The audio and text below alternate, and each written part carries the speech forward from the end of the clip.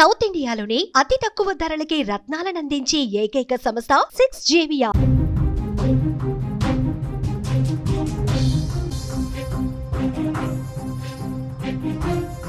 Breaking news చూస్తున్నాం. ఈశాన్య రాష్ట్రాల్లో భారీ వర్షాలు కురుస్తున్నాయి. 3 రోజులుగా కుండపోత వర్షాలు పడుతున్నాయి.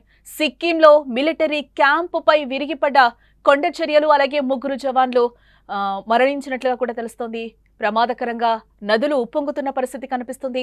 పదుల సంఖ్యలో మరణాలు నమోదవుతున్నాయి. రహదారులు కూడా తెగిపోయిన పరిస్థితి కనిపిస్తోంది. అక్కడ ట్రాకులు, రైల్వే ట్రాకులన్నీ కూడా కొట్టుకుపోతున్న పరిస్థితి. నీటిలో తేలియాడుతున్న గ్రామాలు వందలాది ఉన్నట్లుగా తెలుస్తోంది. కూలిపోతున్న నివాసాలు, అలాగే ఊహకందని ఆస్తి నష్టం కూడా సంభవించినట్లుగా సమాచారం అయితే అందుతోంది. ఆకాశానికి కన్నం పడేలా వర్షాలు, గంట గంటకు పెరుగుతున్న వరదలు, నదుల ఉగ్రరూపం, వాగులు వంకలు ఉధృతం, కళ్ల ముందే కూలుతున్న నివాసాలు, కనుచూపు మేర నీరు. భారీ వర్షాలకి ఈశాన్య రాష్ట్రాలన్నీ కూడా అతలాకుతలమవుతున్న పరిస్థితి కనిపిస్తోంది. 3 రోజులుగా కురుస్తున్న కుండపోత వానలకు జనజీవనం అక్కడ పూర్తిగా అస్తవ్యస్తంగా మారిపోయినట్లుగా చెప్పుకోవచ్చు. ఇటు అరుణాచల్ ప్రదేశ్, అస్సోం, మణిపూర్, మేఘాలయ, మిజోరం, నాగాలాండ్, సిక్కిం మరియు త్రిపుర రాష్ట్రాల పరిస్థితి దయనీయంగా మారిపోయిందని చెప్పుకోవచ్చు. ఇటు ముఖ్యంగా అరుణాచల్ ప్రదేశ్, అస్సోం, మణిపూర్, సిక్కింలో వర్షాలు, వరదలు భీభత్సాన్ని సృష్టిస్తున్నాయని చెప్పుకోవచ్చు. నైరుతి రుతుపవనాలు విస్తరించడంతో పాటు బంగ్లాదేశ్, షిల్లాంగ్ సమీపంలో ఏర్పడిన అల్పపీడన ద్రోణి కారణంగా ఈశాన్య రాష్ట్రాల్లో అత్యంత భారీ వర్షాలు కురుస్తున్నాయి. భారీ వర్షాలతో నదులు ఉప్పొంగి, వాగులు వంకలు ప్రమాదకర స్థాయిలో ప్రవహిస్తున్నాయని మనం చెప్పుకోవచ్చు. బ్రహ్మపుత్రతో పాటు ధళేశ్వరి, రుక్మి, కటకల్, బారక్, బురిదేహింగ్, కుషియారా, ధనసిరి, కొపిలి నదులు డేంజర్ మార్కును దాటాయని ఇక్కడ మనం చెప్పుకోవచ్చు.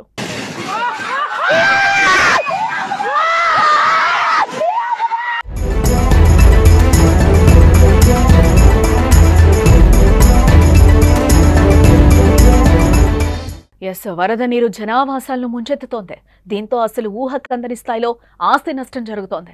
ప్రాణ నష్టం కూడా భారీగానే ఉంటోంది. భారీ వర్షాల కారణంగా కొండ చర్యలు విరిగిపడటం, ఆకస్మిక వరదలు సంభవించడం వంటి ప్రమాదాలు సంభవిస్తూనే ఉన్నాయి. ఇప్పటి వరకు కూడా 30 మంది చనిపోయినట్లుగా అధికారికంగా తెలుస్తోంది.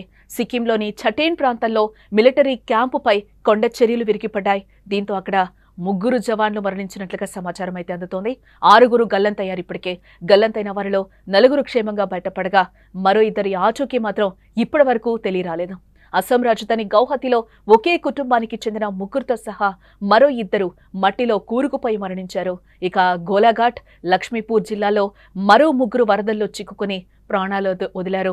అరుణాచల్ ప్రదేశ్లో ప్రయాణికులతో వెళుతున్న ఓ వాహనం వరద నీటిలో అయితే పూర్తిగా కొట్టుకుపోయింది. ఇందులోని 7 ప్రయాణికులు ప్రాణాలు కోల్పోయారు. ఈ రాష్ట్రంలో మరో 2 కూడా ఈ వర్షాల కారణంగా మరణించినట్లుగా తెలుస్తోంది. క్లీన్ గా ఇక్కడ మనం క్లియర్ గా విజువల్స్ లో అయితే చూడొచ్చు. అక్కడ సిక్కింలో బ్రిడ్జ్ ఆర్మీ నిర్మిస్తున్న పరిస్థితి కనిపిస్తుంది. ఇటుపక్క బాక్స్ లో మనం చూస్తే ఒక కారు టోటల్ గా అయితే ఆ వరదల్లో చిక్కుకున్న పరిస్థితి కనిపిస్తుంది. ఈ నేపథ్యంలోనే అక్కడ అకస్మాత్తుగా గోడలు కూలడం, అక్కడ ఆర్మీ జవాన్లు మృతి చెందినట్లుగా కూడా తెలుస్తుంది.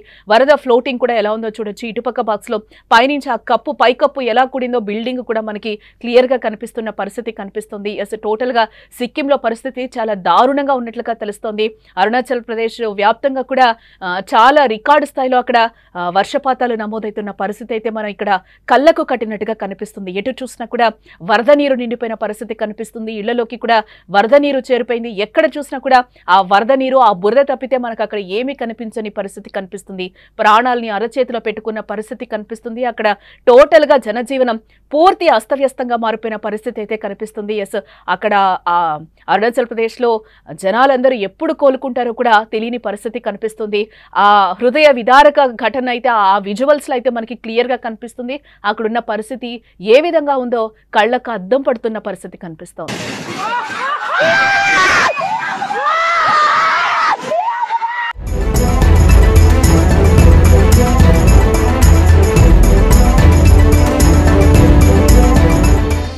ఆపోజిట్ ఆదివారం అస్సాంలో రికార్డు స్థాయిలో వర్షపాతం నమోదైనట్లుగా తెలుస్తుంది. సిల్చార్లో ఏకంగా 415 మిల్లీమీటర్ల వర్షపాతం నమోదైంది.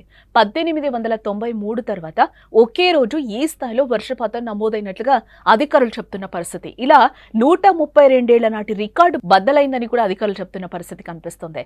1893లో కేవలం 290 మిల్లీమీటర్ల వర్షపాతం మాత్రమే రికార్డైంది. కానీ ఇప్పుడు అంతకు డబుల్ వర్షం కురుస్తోంది. భారీ వర్షాలు లక్షలాది మందిపై ప్రభావం చూపుతున్నాయి.